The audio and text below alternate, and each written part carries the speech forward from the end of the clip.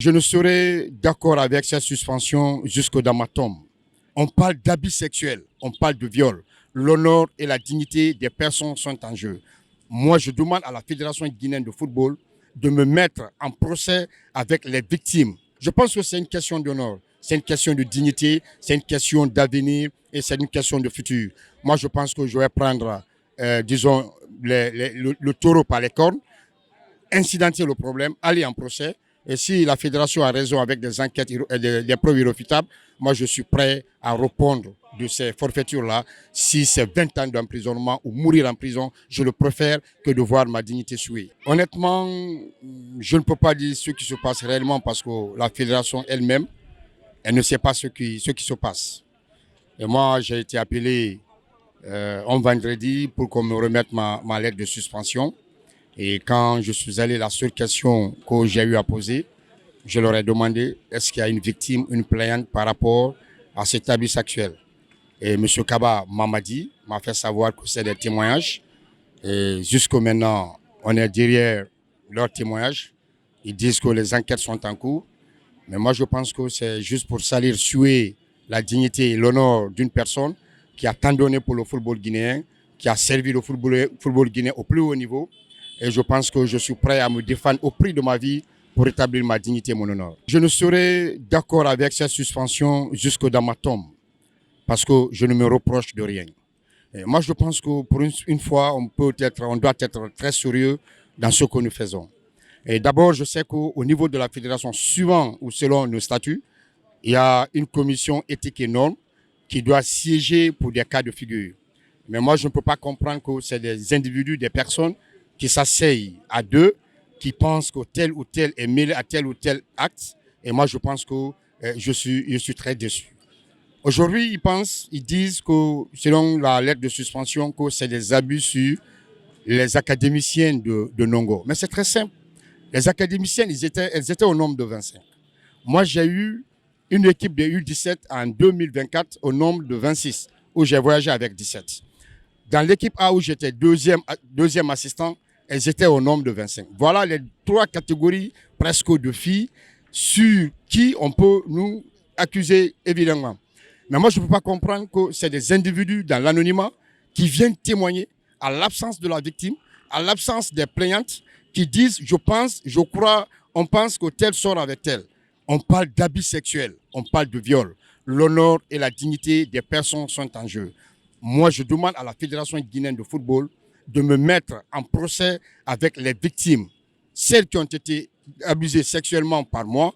Et moi, je pense qu'on ira en procès pour que ma dignité soit rétablie. Au jour d'aujourd'hui, ma famille et moi avions constitué un pool d'avocats qui est géré par Maître Abdou. La lettre qui doit aller à la Fédération guinéenne de football, elle est prête. Nous allons déposer une lettre pour la levée de suspension et évidemment incidenter le problème pour que la Fédération essaye maintenant de mettre les enquêtes à la disposition de l'OPROGEM ou de la justice pour que justice soit faite. Moi, je pense qu'il y a une différence entre un accusé et un coupable. C'est vrai, je suis accusé comme tout autre homme. Pendant le procès, pendant le jugement, mon honneur sera sauvé parce que je pense que, et je crois bien fort, qu'il n'y a aucune victime, il n'y a aucune plaignante. C'est seulement des personnes qui n'aiment pas des jeunes de notre génération s'épanouir, servir au football, qui veulent maintenant les nuire. Et je ne parle pas des autres. Moi, je suis prêt à aller jusqu'au bout. Si je suis reconnu coupable, moi, je dois servir d'exemple au football guinéen que l'acte que j'aurais posé ne doit pas être posé pour que ces filles-là soient sauvées et que le football guinéen soit blanchi des personnes comme nous. Mais je ne resterai pas à bras croisés, j'irai jusqu'au bout au prix de ma vie, Inch'Allah. Quand je prends le cas de Mamadi Kaba, Kaba Forever, vous savez que les fonds des deux académies ici ont transité dans ses mains, qu'il explique au monde comment ces académies-là ont été fermées. Moi, j'ai été directeur général de l'académie de Kindia. Il sait ce qui s'est passé entre nous, il y a eu des conflits d'intérêts. La société de sécurité et la société de nettoyage qui travaillent jusque maintenant au niveau de l'académie de Kindia, c'est des sociétés qui appartiennent à Mamadi Kaba, il le sait, il ne peut pas le nier. Donc, il sait que moi, je m'y étais opposé farouchement contre ces pratiques-là. Moi, il ne peut pas m'aimer. Et s'il y a l'occasion de monter des faux dossiers, des fausses enquêtes contre ma personne, je pense qu'il est prêt. On va aller à la justice.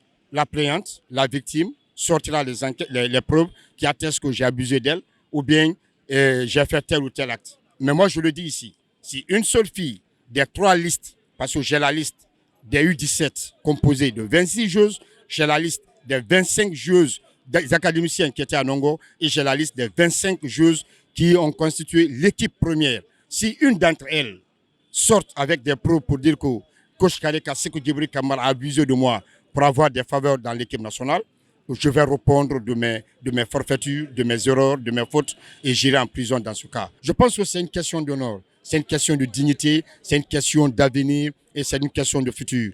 Moi, je pense que je vais prendre, disons, le taureau par les cornes, incidenter le problème, aller en procès. Et si la fédération a raison avec des enquêtes, des preuves irréfutables, moi je suis prêt à répondre de ces forfaitures-là. Si c'est 20 ans d'emprisonnement ou mourir en prison, je le préfère que de voir ma dignité souillée. Moi je vais en procès contre l'institution qui m'accuse des abus sexuels ou du viol. Si elle l'a dit, si elle a assoit ses convictions, c'est qu'elle a des preuves irréfutables par rapport à ce qui a été fait.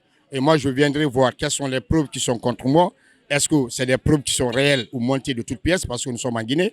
Néanmoins, on ira en procès. Et ça, je vous le jure et je vous le promets que moi, j'irai en procès. Même si dans l'avenir, je ne sers plus le football guinéen, je suis allé à l'école, je suis sortant d'université, je trouverai d'autres boulots, mais ma dignité ne restera pas souillée, mon honneur ne sera pas piétiné. Moi, je sais, j'ai tout donné dans ce football et moi, je vais vous apprendre que j'ai joué 6 matchs internationaux. À chaque match, au retour au pays, on a été déshabillés. Nos primes n'ont été jamais payées. Je suis sélectionné, ça fait 6 mois. Je n'ai pas reçu 1 centime du ministère, 1 centime de la Fédération guinéenne de football. Nos contrats ont été résiliés à la DTN.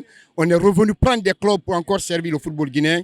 Ce n'est pas pour nous mettre ce que nous devons avoir de droit. C'est encore nous créer des problèmes pour enlever en nous la seule passion que nous avons, l'amour de ce football.